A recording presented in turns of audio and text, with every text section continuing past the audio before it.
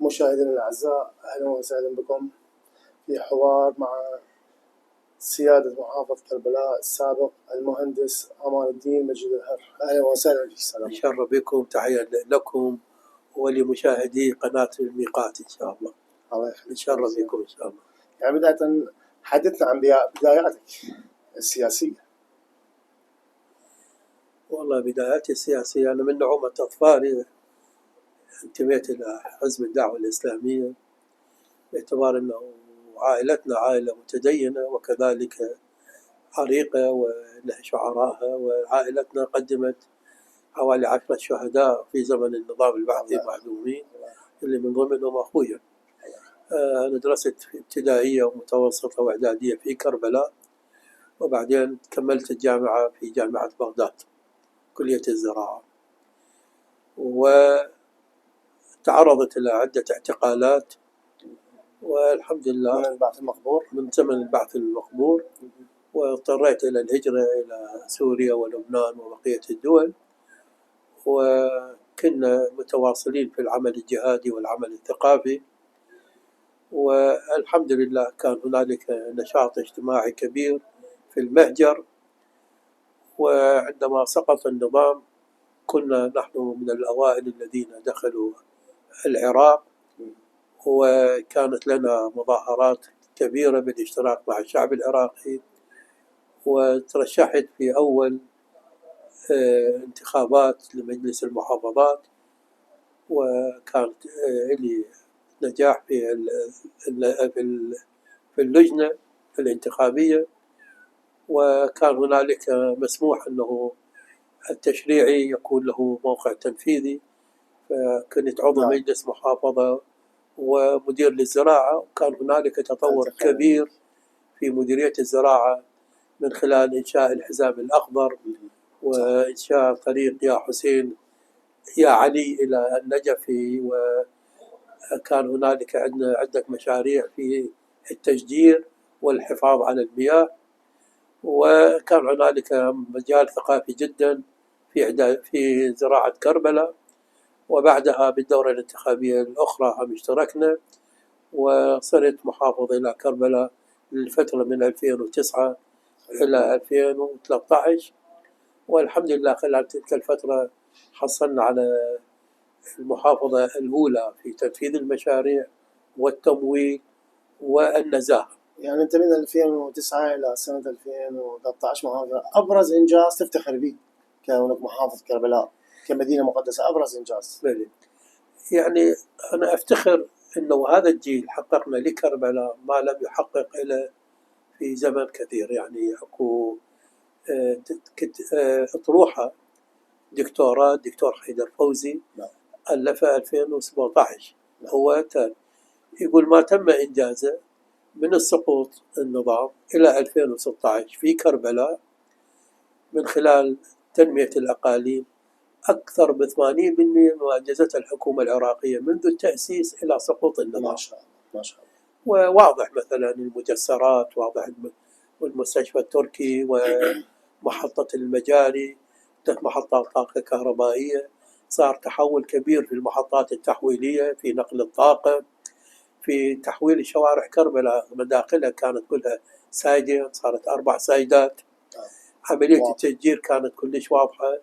يعني المحافظة على البيئة اللي من ضمنها تبطين نهر الحسينية وتبطين نهر بني حسن شاير، وفتح شوارع ضخمة مثل الشاير والروضتين ومشاريع أخرى، رغم أنه كانت الموازنة تتعدى 100 مليار إلى كربلاء. يتطلع العراق إلى انتخابات في شهر 11، يعني هناك تغييرات صارت في سوريا وإيران وغزة، كيف تنظر يعني انتخابات العراق؟ كيف تنظرها؟ يعني أنا عندي عملية سياسية في العراق بعد سقوط النظام، وهذه العملية السياسية محاطة بمخاطر كثيرة. يعني قسم يحاولون أنه العراق يقسموه إلى 3 أقسام ويربطون كل قسم إلى دولة من الدول، يعني هوية العراق راح تضمحل. يعني فرضا يعني ما نشرته نيوزويك أو الواشنطن بوست في 2007 أنه العراق يحترق ومقسميه إلى سندستان وشيعستان وكردستان، أعداء العراق. بل أعداء العراق. فمحاصرين الشيعة أنه يتجهون إلى إيران، محاصريهم بالطوق. نعم. والصحراء تروح إلى سنستان، والأكراد يأخذون ما. إحنا الحمد لله ضمن هذه العملية السياسية اللي موجودة، واللي على رأس الأستاذ أبو إسرائيل المالكي، والرعاية السيد علي السيستاني، الرعاية واضحة جدا. حافظنا لحد الآن على وحدة العراق وعلى تماسك العراق، وعلى أنه العراق صار نموذج بالمنطقة في الانتخابات، يعني لا تأجيل للانتخابات، وإنما الانتخابات استحقاق انتخابي. والآن كما تلاحظون هنالك مخاطر كبيرة في تأجيل الانتخابات. تأجيل الانتخابات يعني تأجيل أكو حركات، يعني أكو دول كثيرة في تأجيل الانتخابات، وإذا تأجلت الانتخابات راح تشكل حكومة طوارئ، وحكومة طوارئ لا توجد لها أي شرعية في الدستور، يعني راح تكون انقلابات وراح تكون عودة العسكر.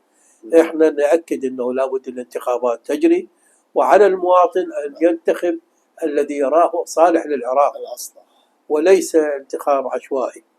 عندكم يعني جهة تدعمون الانتخابات كون قيادة بحزب الدعوة محافظ كربلاء، عندك جهة تدعمها؟ يعني احنا كحزب دعوة إسلامية عندنا واجهتنا الانتخابية وائتلاف دولة القانون. وائتلاف دولة القانون السيد رئيس الوزراء السابق نوري كامل كان له دور واضح في الحفاظ على العملية السياسية وعلى وحدة العراق وعلى التطبيق القانوني للمشاكل اللي يمر بها البلد. فلهذا لا يمكن تغافل دولة القانون، ولا يمكن تغافل دور السيد المالكي في الحفاظ على العملية السياسية. يعني برأيك منو راح الحكومة، من أي جهة سياسية راح تشكل حكومة؟ منو راح يصير رئيس الوزراء المقبل؟ توقعاتك سياسية يعني كونك سياسي. ما أشير إلى الآن الاستفتاءات اللي قاعدة تصير إنه دولة القانون في المقدمة، والدستور يقول إنه الكتلة الأكبر هي التي تشكل الحكومة. فنتوقع أنه دولة القانون هي اللي تشكل الحكومة إن شاء الله. يعني شلون نشوف الأعمار والأمن بالعراق ما بعد 2003؟ يعني ما يمكن مقارنة ما يجري الآن من أمور اقتصادية وسياسية عن السابق. يعني من يطلع مشاهد من التاريخ، شاهد على التاريخ، الأستاذ أو الدكتور حميد يقول أنا أقدر أجزم أنه النظام السابق عدم أكثر من 500,000 شخص. أقدر أجزم. عدد مو قليل، 500,000 واحد. عدا ضحايانا اللي راحت في قضية الكويت أكثر من 150,000.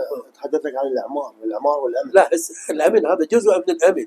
يعني أنا من عندي ما ينعدم واحد إلا بصورة قانونية وعلى جرائم ومحاكمات. أما في الزمن السابق إذا يقال الأمن عشوائية كلها.